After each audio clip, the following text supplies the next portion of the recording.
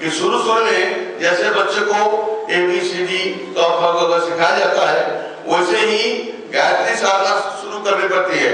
ओम भूर्भुवः स्वः तत्सवितुर्वरेण्यं बार बार जप के माध्यम से आप करते हैं, बार बार करते हैं। इसको उन्होंने कहा कि लर्निंग यह शुरुआत की चीज, जैसे क सिखाते हैं बार बार बच्चों को, जो शिक्षक सिखाता है और कहता है कि क से को जब आता है तो उसको आता है ABCD कई बार करता है, तो उसको लर्निंग कहते हैं। दूसरा जो है उसको धारण करना होता है, जो सीख लिया आपने लर्निंग के माध्यम से। लर्निंग तभी सफल होती है जब रिपीटिशन बार बार जब के माध्यम से होती है बच्चों। और तीसरा जो उसका पक्ष है वह है रिटेंशन।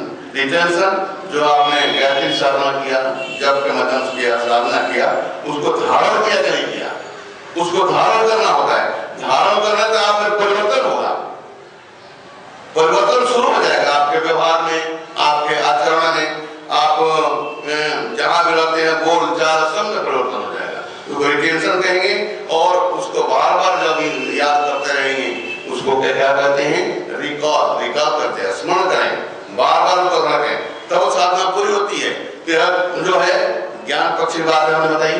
विज्ञान पक्ष है क्या है कि यह चारों पक्ष की चर्चा हमने जो अभी की, लर्निंग, रिपीटिशन और रिटेंशन और रिकॉल, चारों को जब अंदर में आप धारण करें, जब आपके अंदर मंथन शुरू हो जाए, उसको विज्ञान विद्यार्थी पढ़ते हुए से दो प्रकार के फोर्स होते हैं, सेंट्रीफ्यूगल फोर्स और सेंट्रीपिटल फोर्स।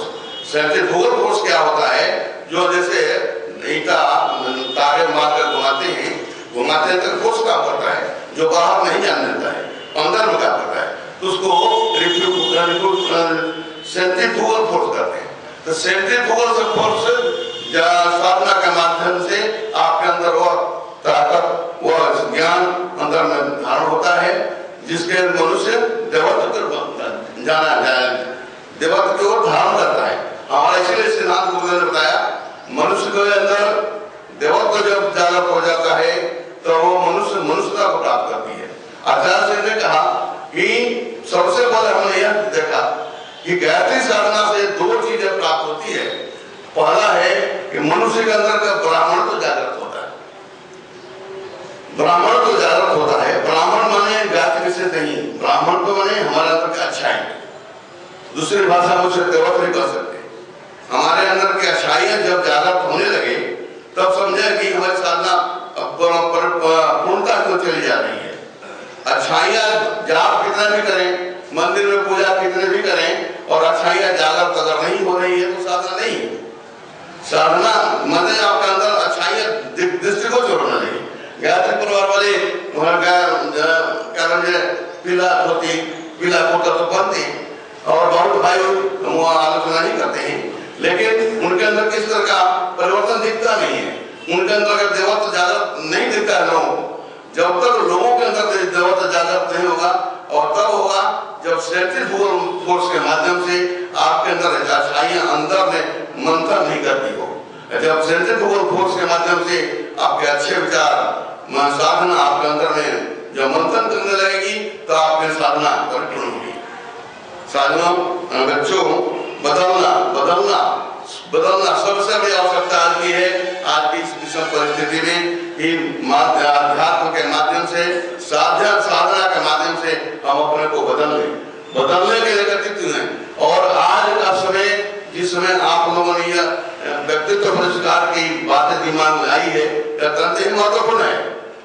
आज की जो परिस्थितियां पहले जैसे नहीं है, पहले परिस्थितियां सामान्य थी, आज की परिस्थिति असामान्य है, जिसे हम अध्यात्म में आपत्ति काल कह रहे हैं। आजकल आपत्ति काल के कार्य विशेष होते हैं, आपत्ति काल की साधना भी विशेष होती है ना।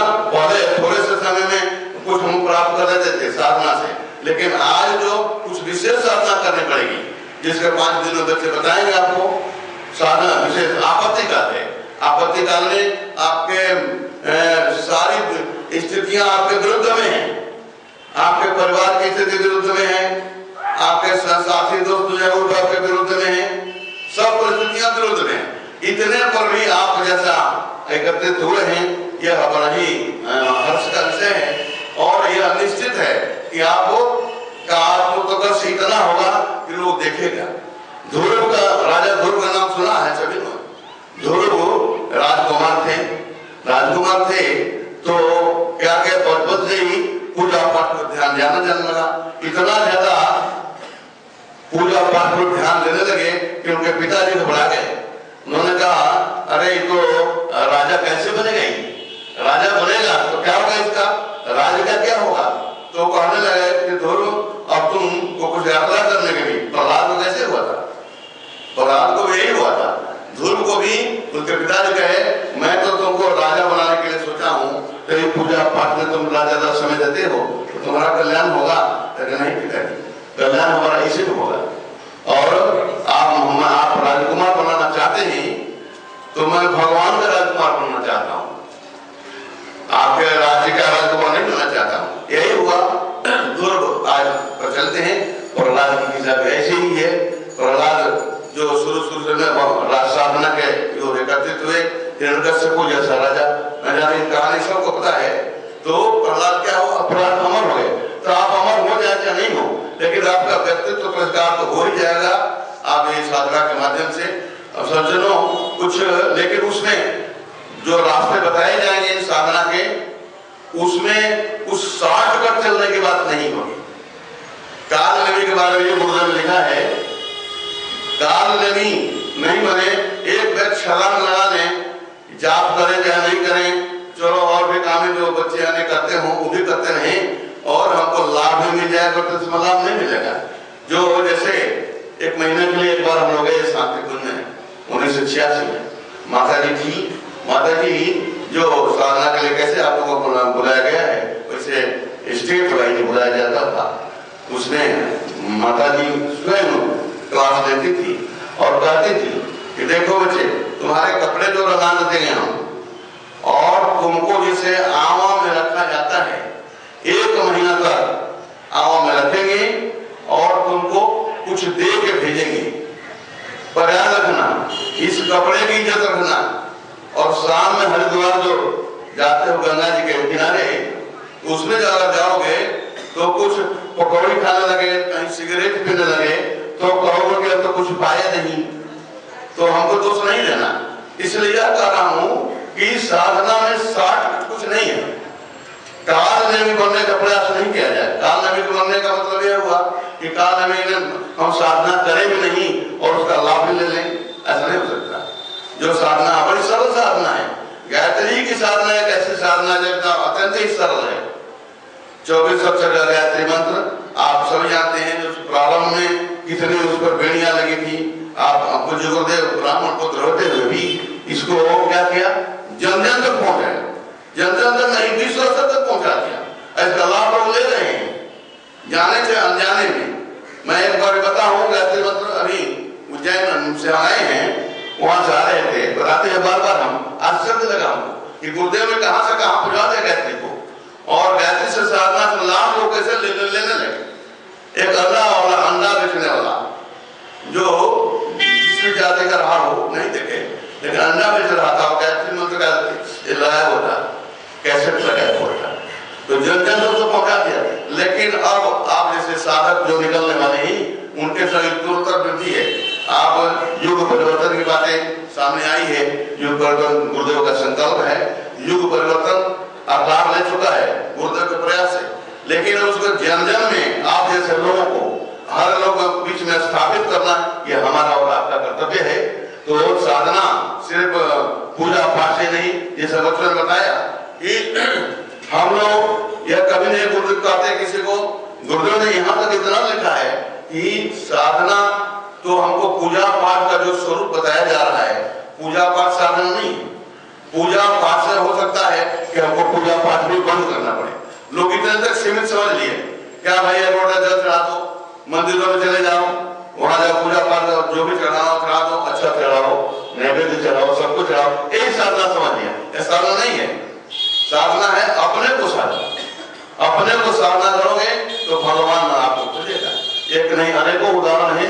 भगवान बिना बोले हुए वहां पहुंचते हैं, देते रहे। कैसे देखे अपने को, जो जिसने बदल दिया, तेरा बदलने के लिए आप आए हैं, एकत्रित हुए हैं, बड़े सौभाग्य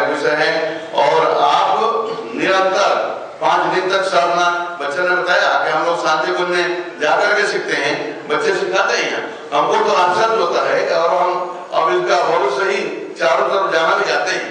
कहते हैं कि पटना में आप लोग सीखें, हम तो कहें बच्चों के वाणी को बुजुर्गों को सीखें। बुजुर्गों में बहुत परिवर्तन किया जा सकता है, जो किले वस्त्र तो पहन लेते हैं पर परिवर्तन दिखता नहीं है। आ जा सकता है अपने को बदलने की, इसी को साधना कहते हैं। साधना विशेष साधना के लिए आप एकत्रित हुए हैं। साधनाएं कई प्रकार की होती है, साधारण होती है, असाधारण होती है और आपत्तिकालीन साधना होती है। आपके आज की साधना आपातकालीन साधना है। आपातकाल में क्या होता है, सामान्य साधनाएं छोड़ करके